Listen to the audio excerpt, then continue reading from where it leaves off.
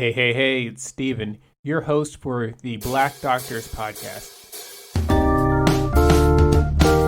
The idea for this podcast was born from this campaign I launched back in February, #MakeBlackHistory. I am continuously inspired by the excellence represented by my peers who've overcome so many incredible obstacles to reach the pinnacle of their success.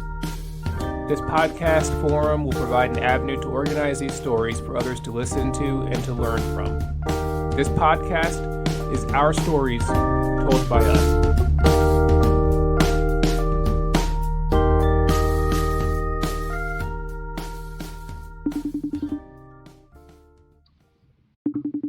Hello. Dr. Busch, how are you? Good, how are you? I'm great. Thanks so much for agreeing to join us. Absolutely, glad to. So, first of all, let's talk about what are you listening to these days for music? You know, I am trying to broaden my horizons and listen to some new music, even though I am a huge Neo Soul fan.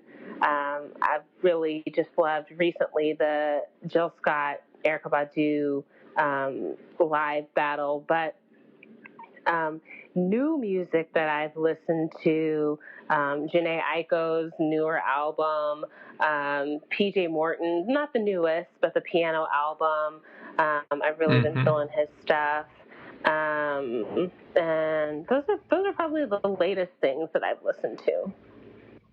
Awesome. I know I usually use my Spotify weekly playlist. They make something new every week, so I just kind of jump on and see what they've recorded for me or what they've compiled. Nice. So, Dr. Busch, so tell me about your current job and your current roles associated with that job. Okay, so currently I am a fellow in child and adolescent psychiatry at Boston Children's Hospital, and I'm actually one of the incoming chief fellows for the 2020 to 2021 academic year. And as a fellow, we are working to provide psychiatric care for any of the patients in Boston Children's Hospital. We have an outpatient clinic.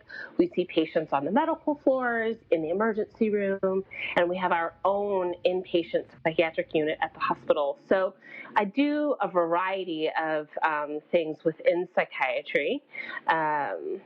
So that's the work that I do now. And in my role as chief fellow, I will be liaisoning between my co-fellows and the administration for our department, helping with curriculum organization and development, and also just creating fun, good fellow culture. Yeah.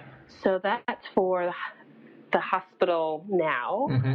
And then I just launched my part-time private practice where I'll see adult patients virtually for psychotherapy and medication. That's amazing. And we'll definitely come back around to that a little later on. I know you're always very good at organizing good fun. We worked together back in Chicago during residency, and you were part of this house staff diversity committee. Yeah. Can you speak a little bit about that, what the role was there at University of Chicago and how that helped? Sure, absolutely. So at the U of C, I worked with Ashley Sua on the House Staff Diversity Committee, and actually this work was handed down to us. That committee was basically designed to foster culture among house staff of color, underrepresented house staff for all different disciplines. Ashley and I would put together fun activities, things in the community around art or music or eating, lots of hangouts, and also things for professional development, panels for medical students and fellows alike. We also together with you arranged some different financial talks and then celebrations. I remember you were key in putting together our end of year celebration for graduating residents and fellows. That was great. Doing that work really helped you have someone to talk to outside of your program. Some of us did have other people of color in our program, but a lot of us didn't. And so it was nice to have that outlet to talk about what's going on, the long hours that we work, the patients that we see, and then also what it's like to practice, to be learning medicine on the south side of Chicago with patients that look like us. So that was a great thing to be a part of. I miss it. Yeah. We don't have anything like that at our hospital now. But I still tell people about it who are going to University of Chicago for their training, like, definitely plug into this organization. Yeah, that was definitely one of the highlights of my time at University of Chicago. Correct me if I'm wrong, you're at University of Colorado for medical school? Correct. And let's talk about what it all began. When did Bianca decide to pursue a career in medicine? Well, when I graduated from high school, I knew that I wanted to be a doctor, and so at University of Chicago as an undergrad, I took courses. I took pre-med courses, organic chemistry, physics, all of those, and they killed me.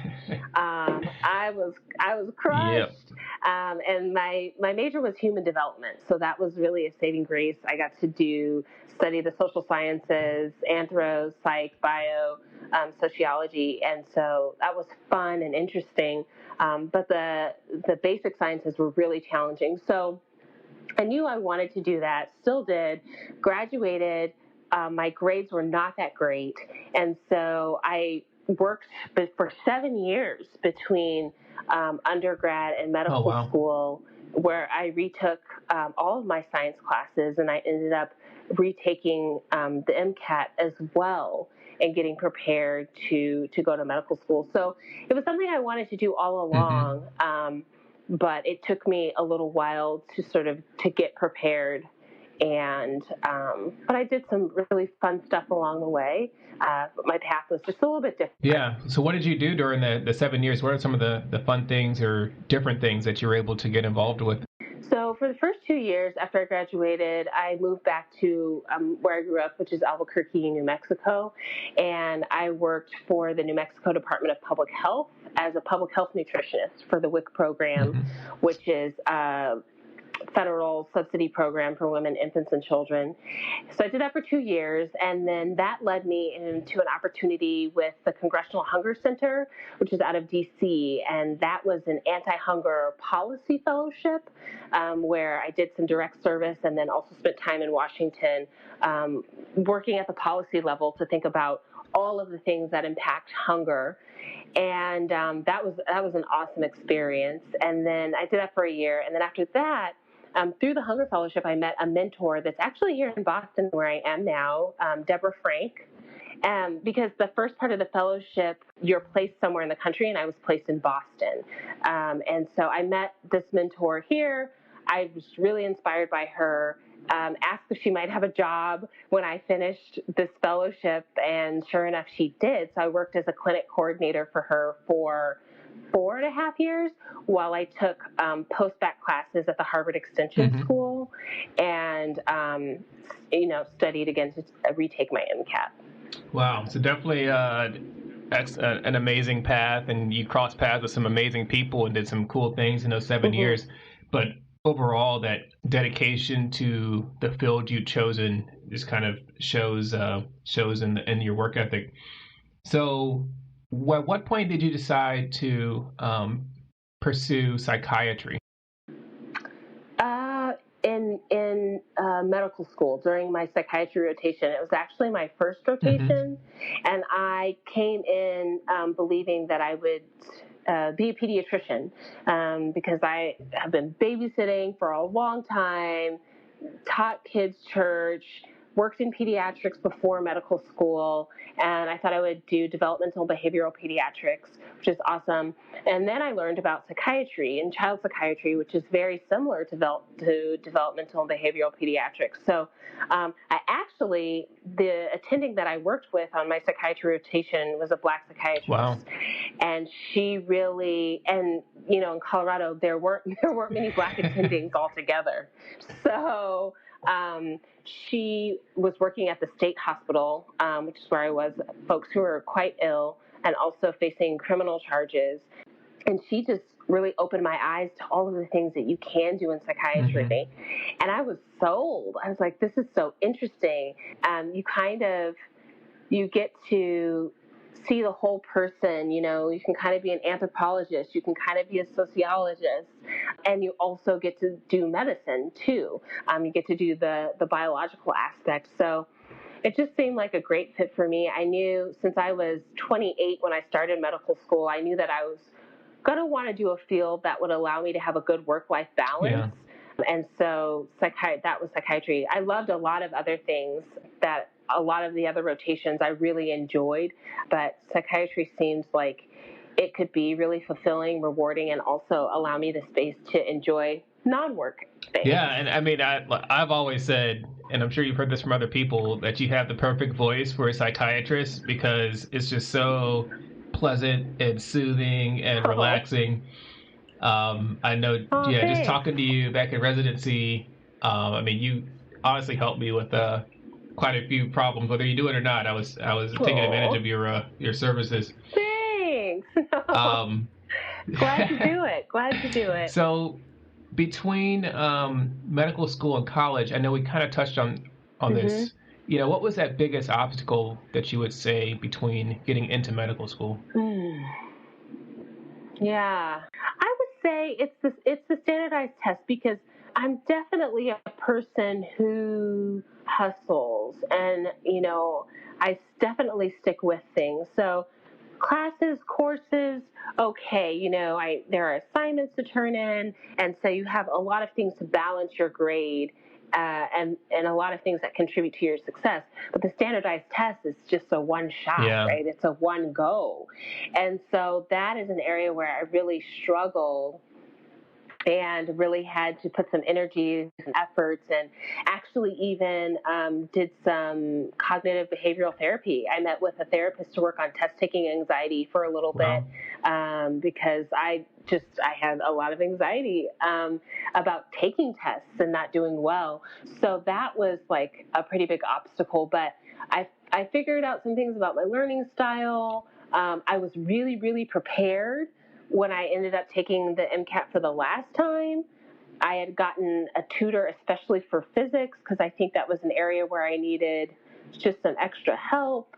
Or was it? No, it was organic chemistry. I take that back. It was organic chemistry. So yeah, that was probably one of the biggest hurdles and obstacles.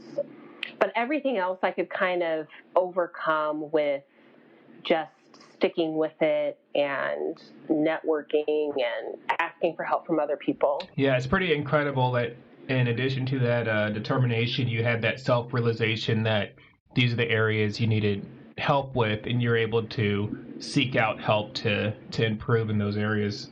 So definitely I think something that our listeners can take forward at whatever stage they are at in the process of applying to medical school or applying to residency even. The standardized tests, as we know, they don't really go anywhere. Absolutely. They don't go away. No. Yeah, no, definitely. So along the same lines, imposter syndrome, feelings of inadequacy, all those can kind of follow you throughout your career. I know I've dealt with it at different points in time. Have you experienced this? And if so, how did you work through that? Well, that's a good question. I think that I definitely have dealt with it. I mean, the interesting thing is that if you have good people in your court, they'll see you in ways that you don't see yourself. Mm-hmm. So, for example, now I knew my record of standardized test taking was not great. And on my neurology or my neurosurgery rotation, having a great time, one of the attendings was like, "Oh, you would be a great neurosurgeon. You should definitely consider." And I'm thinking, you have no idea what my grades are. There's no way that I could apply and get into a neurosurgery residency. You've got to be kidding me. But what that showed me was that, like, other people don't see me the way that I see myself. And so that's that can be really valuable. So having those people in your court can be helpful. And so it's really about supervision or having someone that will cheer for you. Another example I can think of is my supervisor that I have now. In psychiatry, we have to really think about how we develop relationships with patients and how to have good boundaries and things like that. And my supervisor would say, this patient or this family is going to really, really enjoy working with you. And so, like, if I'm in the emergency room, I'm only going to see them for a short period of time. So I have to be very careful about how I develop a relationship with them, because it's not going to be a longitudinal relationship, right? And so I'm just like, yeah, whatever. There's not very much of that. I'm just starting child psychiatry. I don't even really know that much. And so how is a family even really going to trust me or things like that? And sure enough, she was right. It's been sometimes difficult to really set those boundaries and say, no, I'm not going to be able to see you in the outpatient setting. But the point is, she is able to see who I am, what's possible, and really help me to also see that, and then to know what to do with it and how to use it in the right places. So I think having someone who can really see your gifts and talents and help either coach you up or highlight them for you can really help you deal with imposter syndrome, or feeling like maybe you're inadequate or not the right person or those kinds of things. Yeah, absolutely. It seems like imposter syndrome is very introspective. Meanwhile, on the outside, everybody looks extremely competent and put together. Right. But it's kind of looking on the inside, you feel like you're a failure. I mean, I definitely felt that way back in residency, and that's why our group was such a special group to have, because we supported each other in so many ways. Mm-hmm. When it comes to psychiatry, what advice would you give to someone who wants to pursue this career?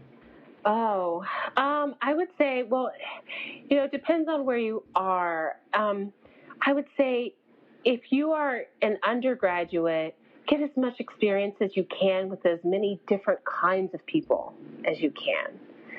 So take classes in different disciplines outside of the basic sciences. If your school or your campus has different cultural organizations, go to their events. Mm-hmm. Learn as much as you can about other people and other walks of life, because that will come in handy. And that can be for any step of the way: medical school, undergraduate medical school, residency, whatever it may be. If you're in medical school, definitely see if you can join a psych sign organization. Those are on medical school campuses. If you don't have one, start one.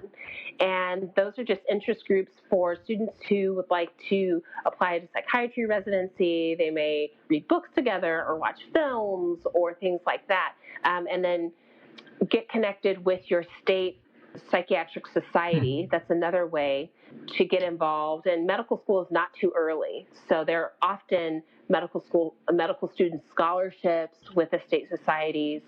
So I would say do that, and then find a mentor when you're in medical school, someone that you can shadow, work with in clinic. If you are a researcher, getting into some research and getting your name on a publication if possible, but that's not necessary. But if you can do that, it's great.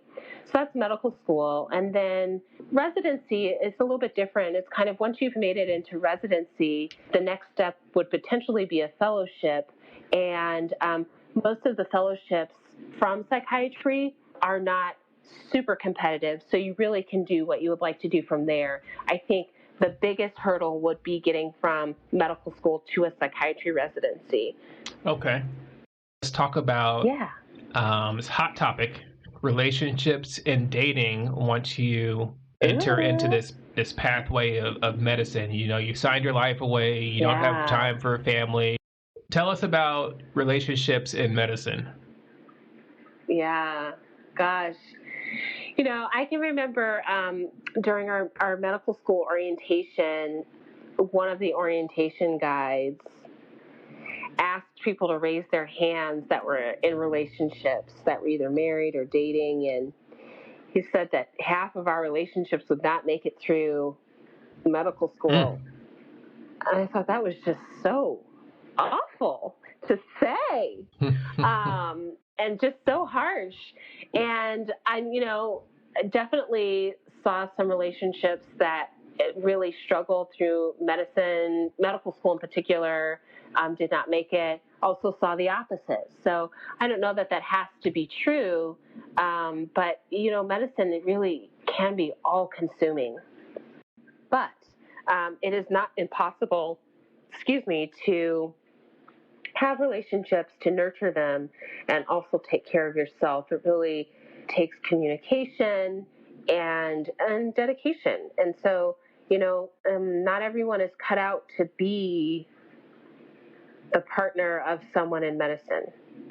And it's a very unique thing. And so one thing that I saw in medical school that was helpful is that there was an organization for partners, whether they were husbands, wives, just partners in general, where they will get together and support each other, because it can be pretty lonely to be partnered with someone who's in medicine. We're consumed in our work, right? And yeah, sometimes we don't have time to take a sip of water, to use the bathroom. I mean, I can remember being in like an 11-hour liver case or something ridiculous when I was in medical school, but I was in it, and so our partners who are not in medicine are not used to those kinds of demands. It's unlike any other culture, except with a few exceptions. So I think that, it's not impossible, and I think that everyone should find love, and everyone should try to be in love, because it's such a wonderful thing. And so I say I am very hopeful, and I'm a romantic, that you can certainly find love while you're in medicine, studying medicine.